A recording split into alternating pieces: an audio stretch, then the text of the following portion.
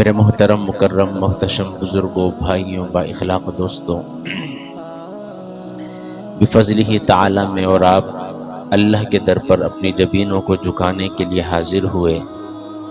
اللہ رب العزت مجھے اور آپ کو نماز جمعۃ المبارک کی جمی برکات نصیب فرمائے۔ اللہ رب العزت نے قرآن مجید میں ارشاد فرمایا، المال والبنون زینت الحیات الدنیا۔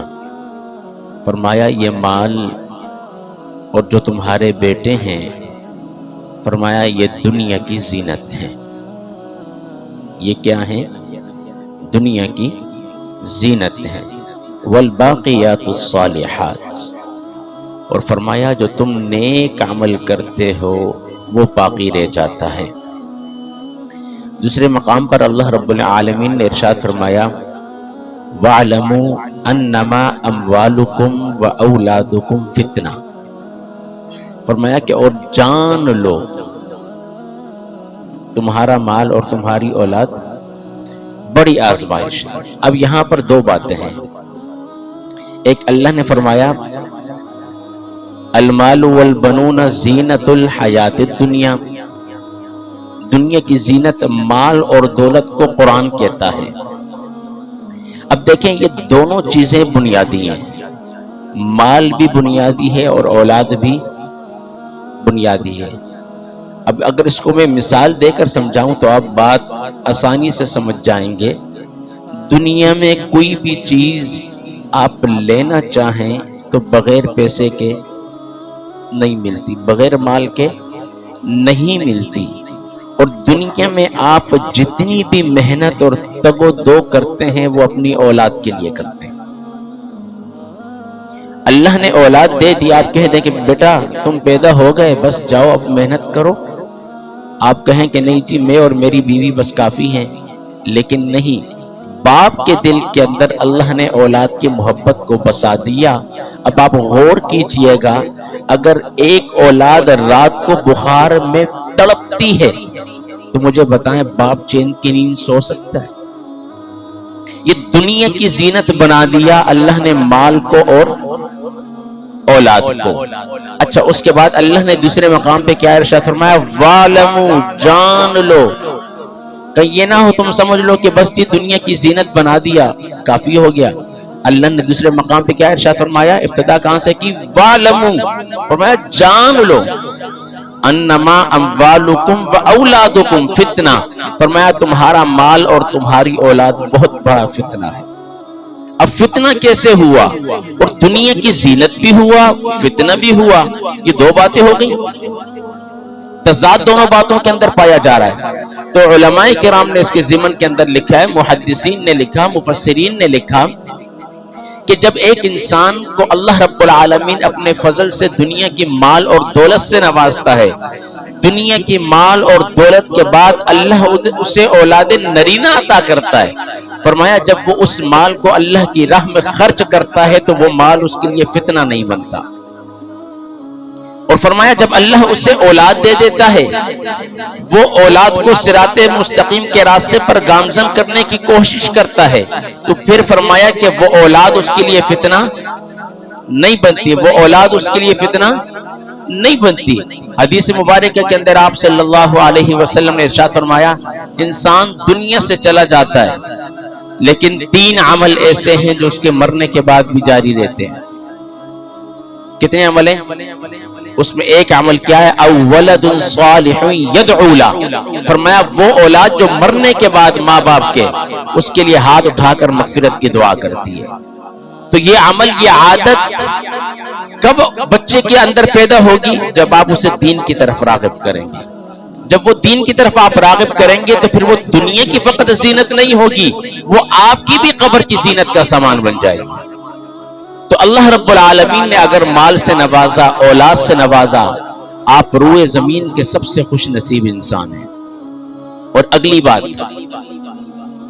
یہ مال اور دولت جو ہے نا، انسان یہ سمجھتا ہے کہ میری محنت سے اللہ نے مجھے دیا ہے۔ یاد رکھیں ہم نے کئی واقعات ایسے دیکھیں، راتوں رات انسان کروڑوں پتی بن جاتا ہے، سب کچھ اللہ کے فضل پر ہے۔ اگر اللہ نے آپ کے نصیب میں مال نہیں لکھا، آپ پورے جہان کی خاک چھان دیں، جب آپ کے نصیب میں اللہ نے مال نہیں لکھا تو نہیں ملے گا، اور جب اللہ نے آپ کے نصیب میں مال کو لکھ دیا تو گھر کے اندر پڑی ہوئی مٹی بھی سونا بن جاتی ہے۔ یہ سب کیا ہے؟ اللہ رب العالمین کے فضل کے اوپر منحصر ہے۔ اور اللہ رب العالمین، دنیا میں کچھ لوگ ایسے ہیں وہ یہ کہتے ہیں کہ جی الحمدللہ اللہ نے بڑا کرم ہے، اللہ کا بڑا فضل ہے، نوازا ہے اس نے، لیکن وہ شکر ادا نہیں کرتے۔ یہ لفظ تو ادا کر دیتے ہیں لیکن شکر نہیں کرتے۔ مال اور دولت کے بعد میں نے اور آپ نے دیکھا کہ اکثر لوگوں کے اندر تکبر آتا ہے۔ اور میرے استاد محترم سے ہمیں بھی یاد ہے، جب میں طفل مکتب تھا تو ایک شخص مدرسے میں آ کر جو ہے وہ مالی طور پر تعاون کرتا تھا، اور وہ اکثر کاٹن کے کپڑے پہن کر آتا تھا۔ آپ بھی جانتے ہیں، آپ نے بھی پہنے ہوں گے، میں بھی پہنتا ہوں۔ کاٹن کا سوٹ پہننے کے بعد ہمارے استاد محترم کہا کرتے تھے کہ کاٹن کا سوٹ پہننے کے بعد انسان کے دل کے اندر تکبر جنم لے لیتا ہے۔ جہاں پر بھی بیٹھتا ہے دامن کو سمیٹ کے بیٹھتا ہے، سیدھا کر کے بیٹھتا ہے، آگے سے پیچھے سے، تاکہ استری خراب، مجھے بولو نا بھائی، ہاں لیکن پھر بھی خراب ہو ہی جاتی ہے۔ استاد محترم سے سوال کیا کہ حضرت جب انسان کاٹن کے کپڑے پہنتا ہے تو اس کے دل میں تکبر آ جاتا ہے، کوئی علاج بتائیے، کوئی دوائی دیجئے، کوئی نسخہ بتائیے۔ اللہ اکبر، اللہ والے تھے نا، پورا دن قال اللہ اور قال الرسول پڑھانے والے تھے، تو انہوں نے فرمایا کہ یاد رکھو جب کاٹن کا سوٹ پہننے کے بعد تمہارے دل کے اندر تکبر پیدا ہو جائے نا، تو یہ بھی ذہن میں رکھنا جو تمہارا دنیا سے رخصت ہونے کا آخری لباس ہے نا کفن، وہ بھی کاٹن کا ہوگا۔ تو فرمایا تمہارے دل سے تکبر خود ہی ختم ہو جائے۔ ہمارے ہاں یہی ہوتا ہے، کاٹن پہننے کے بعد انسان بولتا ہے کہ بس مجھ سے زیادہ عمدہ لباس کسی نے نہیں پہنا۔ ہم اور آپ کیا کرتے ہیں؟ مال اور دولت کے بعد اللہ کی ناشکری کرتے ہیں، حالانکہ مجھے اور آپ کو شکر ادا کرنا چاہیے۔ یاد رکھیں، اللہ مال دینے کے بعد، اولاد دینے کے بعد آزماتا بھی ہے۔ مسلم شریف کے اندر، مشکات شریف کے اندر اور بخاری شریف کے اندر یہ واقعہ موجود ہے، اور آپ صلی اللہ علیہ وسلم نے خود ہی اسے صحابہ کرام کے سامنے بیان فرمایا۔ اللہ آزماتا ہے نا مال دے کر، آپ اس چیز کو مانتے ہیں یا نہیں؟ اگر آپ نے کسی کے ساتھ ہیرا پھیری کی، دغا بازی کر کے راتوں رات مال لے لیا نا، تو اللہ رب العالمین آپ کو کسی ایسی مشکل میں پھنسائے گا، کسی ایسی بیماری کے اندر آپ کو یا آپ کے کسی فیملی کے فرد کو مبتلا کرے گا کہ وہ پیسہ بہت جلد آپ سے بھی رخصت ہو جائے گا۔ فرمایا کسی دانا نے کہا تھا کہ دولت ایک منتر ہے، جب تک منتر یاد نہ ہونا تو اسے ہاتھ مت لگاؤ۔ اور ہم دیکھتے ہیں دنیا میں اگر اللہ نے آپ کو مال سے نوازا تو میں تو یہی کہوں گا کہ آپ اپنی زندگی میں جتنا مال اللہ کی راہ میں اپنے ہاتھ سے دے سکتے ہیں دیں۔ بار بار یہ جملہ کہتا ہوں، کیوں؟ اس لیے کہ جب وراثت تقسیم ہو جاتی ہے تو اکثر اولاد کو ہم نے باپ کے مال پر عیاشی کرتے دیکھا ہے، باپ کے مال کو ہم نے حرام راستے پر لگاتے ہوئے دیکھا ہے۔ تو ابھی کیوں نہ اپنی زندگی کے اندر آپ ابھی جو ہے اللہ رب العالمین نے آپ کو مال سے نوازا تو بادشاہی میں فقیری اختیار کیجئے، تو بہت اچھا عمل ہے، احسن عمل ہے۔ اور اللہ رب العالمین نے قرآن میں فرمایا من ذا الذی یقرض اللہ قرضا حسنا، فرمایا کون ہے جو اللہ کو قرض حسنا دے۔ اب یہاں پر علماء نے لکھا کہ قرض سے مراد کیا ہے؟ اللہ نے یہاں پر لفظ قرض کیوں لایا؟ قرض کے معنی یہ ہے کہ یہ میں نے کل کو واپس، ہاں تو پھر اللہ رب العالمین کتنا واپس کرتا ہے؟ اضعافا مضاعفا۔ اللہ اکبر، قرآن میں اللہ نے کہا نا اللہ ایک کے بدلے 10 گنا زیادہ بڑھا کر دیتا ہے۔ آپ نے کبھی اللہ کو قرضہ دیا ہے؟ ہم تو دنیا میں قرضہ اس کو دیتے ہیں جس سے جان پہچان ہو، اللہ کو تو ہم نے ابھی صحیح طریقے سے جانا اور پہچانا بھی نہیں ہے۔ ہم نے اور آپ نے ابھی تک صحیح طریقے سے اللہ کو جانا اور پہچانا بھی نہیں ہے. جانا اور پہچانا ہوتا تو اللہ نے مال دیا تھا, اللہ کی راہ میں قرضہ بھی دے دیتے, لیکن ہم ایسا نہیں کرتے. آپ صلی اللہ علیہ وسلم نے 3 لوگوں کا واقعہ بیان فرمایا اور اللہ رب العالمین نے تینوں کو آزمایا. اللہ رب العالمین نے پوری دنیا کو کیسے بنایا؟ کوئی مستری نہیں لائے, کوئی ٹھیکیدار نہیں بلائے. اللہ نے فرمایا انما امرہ اذا اراد شیئا ان یقول لہ کن فیکون. اللہ نے کن کہہ کر پوری کائنات بنا دی. اللہ اکبر. اللہ کن کہہ کرنا آپ کی اور میری تقدیر کو بھی بدل سکتا ہے. اللہ کن کہہ کرنا آپ کی اور میری تنگ دستی کو فراخی رزق کے اندر بدل سکتا ہے. اللہ کن کہہ کرنا آپ کی اور میری بیماری کو دور کر کے مجھے اور آپ کو صحت یاب کر سکتا ہے. وہ اللہ ایسا ہے. اس اللہ کو میں نے اور آپ نے پہچانا نہیں. 3 لوگوں کا واقعہ تذکرہ ذکر کیا. فرمایا اس میں ایک شخص تھا گنجا, پیدائشی گنجا. یہ بال بھی انسان کا حسن ہے نا. آپ دیکھ لیں اکثر لوگوں کے بال نہ ہو تو وہ بھی بڑے عیبدار نظر آتے ہیں, بڑے عجیب و غریب سے نظر آتے ہیں. یہ گنجا پن ہونا یہ بھی اچھی علامت نہیں ہے, لیکن عمر کے ساتھ ساتھ انسان کے بال گرنا بھی شروع ہو جاتے ہیں. ایک ان میں تھا گنجا اور ایک تھا کوڑ کے مرض کے اندر مبتلا, اور تیسرا جو تھا وہ آنکھوں سے اندھا تھا. یہ 3 تھے. آپ نے شاید یہ واقعہ سنا ہو. جو گنجا تھا نا, اس کے پاس اللہ رب العالمین نے جب اپنا فضل کرنا چاہا نا تو فرشتے کو بھیجا. فرشتہ انسانی روپ میں آیا اور اسے کہا کہ بھائی تجھے کیا چاہیے؟ اس نے کہا بس میں چاہتا ہوں کہ میرے جسم کی میرے سر کے بال آ جائیں اور اللہ رب العالمین غربت کا خاتمہ کر دے. روایات میں آتا ہے کہ آپ صلی اللہ علیہ وسلم نے ارشاد فرمایا کہ فرشتے نے اس کے سر پر ہاتھ پھیرا, اس کے بال آ گئے. کن کہہ کر اللہ نے سب کچھ بنایا نا. اللہ کے فضل کے بغیر کچھ بھی نہیں ہوتا. اس کے سر کے بال آ گئے اور فرشتے نے اس کو بکریاں دی. بکریوں کا ریوڑ ہو گیا اور برکت کی دعا دی. خوش ہو گیا, خوش و خرم زندگی بسر کرنے لگا. ایک غریب انسان کو راتوں رات اگر اس کی لاٹری لگ جائے نا, صبح اس کی خوشی قابل دید ہوتی ہے. بندہ بولتا ہے چہرے پر اتنی مسکراہٹ کیوں ہے, آج اتنی خوشی کیوں ہے؟ کہتا ہے بھائی نہ پوچھو, بس زندگی کی لاٹری لگ گئی. کیا ہو گیا بھائی؟ کہتا ہے کل میرا جو ہے نا پرائز بونڈ نکل گیا, کل میرا لاٹری میں انعام نکل گیا.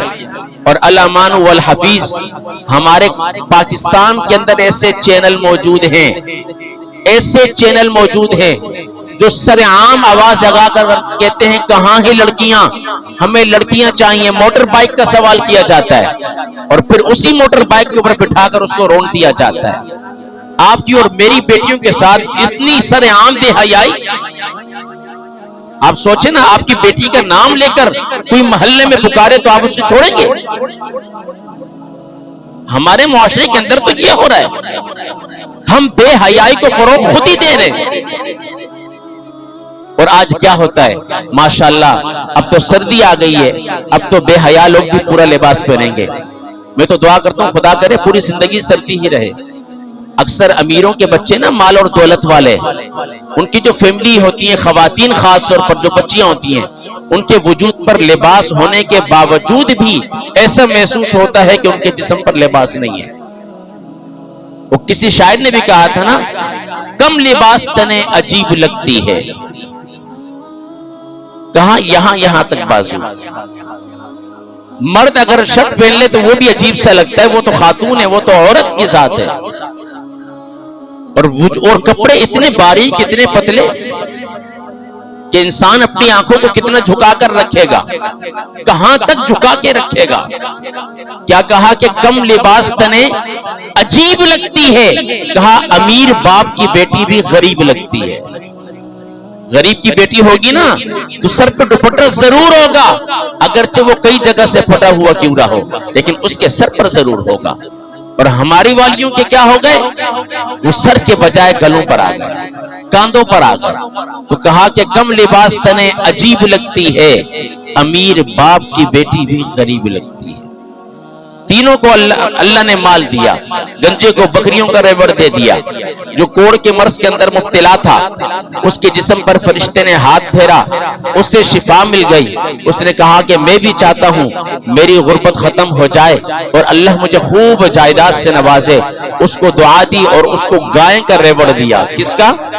गायों का रेवड़ दिया, उसको भी दुआ दी।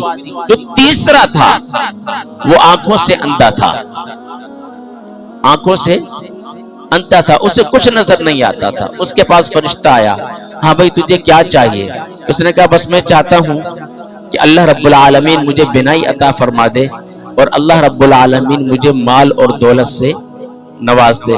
याद रखिए, सोसाइटी के अंदर कोई भी शख्स हो, इलाके में हो, मोहल्ले में हो, हर इंसान की जरूरत है पैसा, हर इंसान की जरूरत है पैसा। लेकिन हमने क्या किया, उसके जरूरत के बजाय अपना किबला बना दिया। जब हमने पैसे को अपना किबला बना दिया तो अल्लाह ने हमें जलील और रुसवा कर दिया। अब यही हुआ, तीनों को अल्लाह ने माल दिया, रेवड़ के रेवड़ हो गए। कुछ अरसे के बाद अल्लाह ने फरमाया कि देखो मैंने माल और दौलत भी दिया और इनको शिफा भी दी है। फिर फरिश्ते को कहा कि जाओ अब इनकी आजमाइश करो। अब जब वो आजमाइश करने गए, सबसे पहले किसके पास आए? गंजे के पास। उसको कहा कि भाई मैंने तो सुना था, अब फरिश्ता है ना, मैंने तो सुना था कि भाई तू तो गंजा था, फिर अल्लाह ने तुझे माल और दौलत से नवाजा, तू बड़ा गरीब आदमी था, तेरे पास अब खूब माल हो गया, बकरियों का रेवड़ हो गया। तो उसने ऐसा देखा ना, मैं और आप किसी को किसी के ऐब बयान कर देना, कहते यार मैं तो ऐसा नहीं था। अगर कोई गरीब इंसान था वो बाद में मालदार हो गया और आपको उसकी तारीख मालूम है, उसके सामने या दो चार लोगों के सामने आप कहें कि तू अपनी हैसियत को पहचानता है, कहेगा भाई मैं तो जद्दी पुश्ती रईस हूं। वो कहेगा अरे भाई छोड़ो, कहां से जद्दी पुश्ती रईस आए? तो उस गंजे ने भी यही कहा कि नहीं नहीं, मुझे कोई बीमारी नहीं थी, मेरे सर पे बाल भी पूरे थे और ये माल और दौलत, मैं तो जद्दी पुश्ती रईस हूं भाई। उसने अल्लाह के नाम पर कुछ भी नहीं दिया। फरिश्ते ने दुआ दी कि तू जैसे था अल्लाह तुझे वैसा ही बना दे। वो दोबारा गंजा हो गया और सारा माल और दौलत खत्म हो गई। फिर आया कोढ़ के जो मर्ज के अंदर मुब्तला शख्स था उसके पास। उसको कहा कि भाई मैंने सुना है कि तू बड़ा गरीब इंसान था और तू बड़ा बीमार भी था, तेरे वजूद पर ऐसी बीमारी थी कोई तेरे पास बैठना गवारा नहीं करता था। उसने कहा नहीं भाई, मैं तो बड़ा हसीन और जमील और खूबसूरत था। किसने कहा तुम्हें? ये माल और दौलत तो ये तो विरासत से चलता हुआ आ रहा है, ये तो कई नस्लों से मेरे पास चलता आ रहा है। अच्छा भाई, उसने कहा अल्लाह के नाम पर कुछ दे दो। तो उसने कहा कि नहीं भाई, मेरे पास तो इतना नहीं है, हालात वाकयात आपको पता है, जिस तरह हम लोग करते हैं, बहाने तो कई बनाते हैं ना।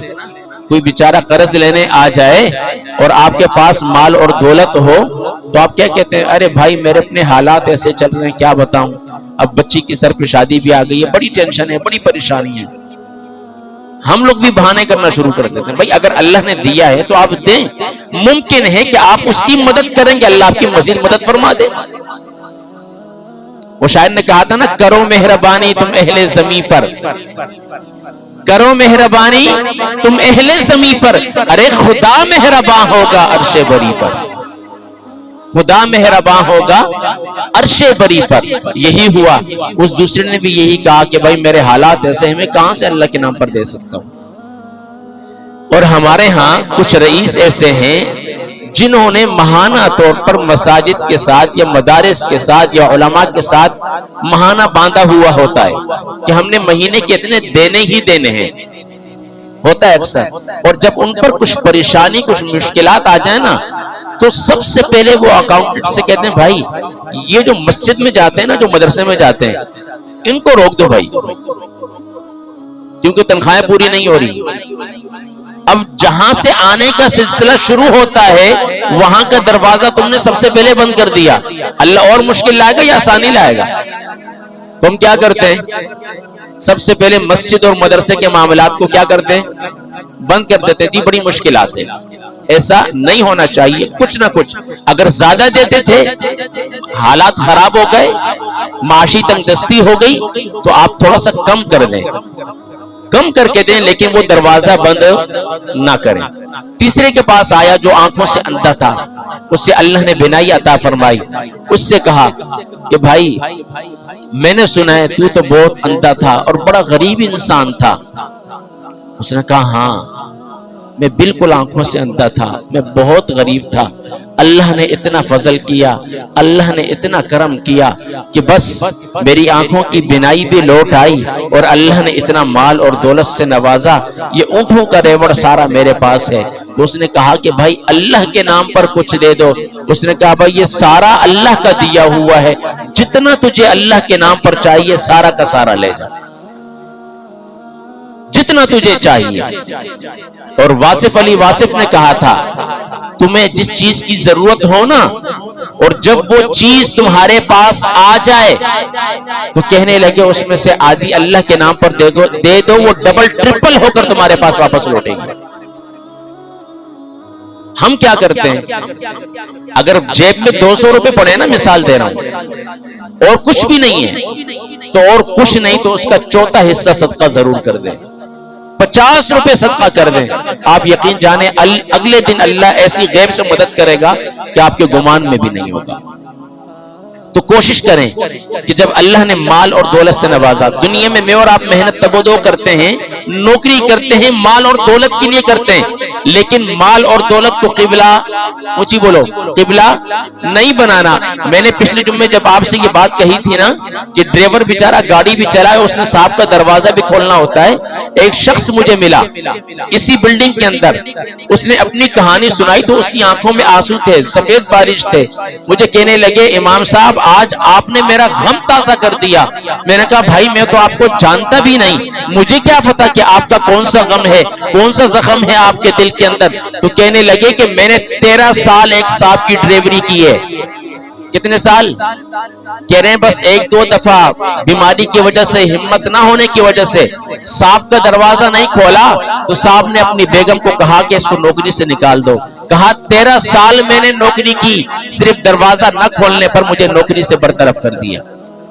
इतनी फिरौनियत माल और दौलत के बाद ये अच्छी नहीं लगती, और मुसलमान को तो जेब भी नहीं देती। और नबी का गुलाम हो, उसको अल्लाह माल और दौलत से नवाज से, वो इस तरह का अमल करे तो उसके किरदार के साथ जजता, ऊंची बोलो, जजता नहीं है। अल्लाह ने माल दिया तो अल्लाह का शुक्र अदा करें। बाकी एक शायर ने कहा था कि फिक्र दुनिया तुझको सुबह शाम है, फिक्र दुनिया तुझको सुबह शाम है, इससे गफलत है जो असली काम है। फिक्र दुनिया तो जो तुझको सुबह शाम है, इससे गफलत है जो असली काम है। कहने लगे कुछ दिनों सहले मुशक्कत दीन की, कुछ दिनों सहले मुशक्कत दीन की, फिर तो बस कब्र में आराम ही आराम है। मैं और आप क्या करते हैं, मुझे बताओ। दुनिया में कोई ऐसा दर्जी आया जिसने कफन के साथ आपकी जेब को सिया हो कि भाई ये साहब जाने वाले जा रहे हैं, इनके पास बड़ी माल और दौलत है, कफन का जेब सीने उसमें साथ लेके जाएंगे। यहाँ पर तो रिश्वत देकर सही मामला कर लेते हैं ना, रिश्वत देकर कंटेनर फंसे हुए हों तो वो भी निकलवा लेते हैं।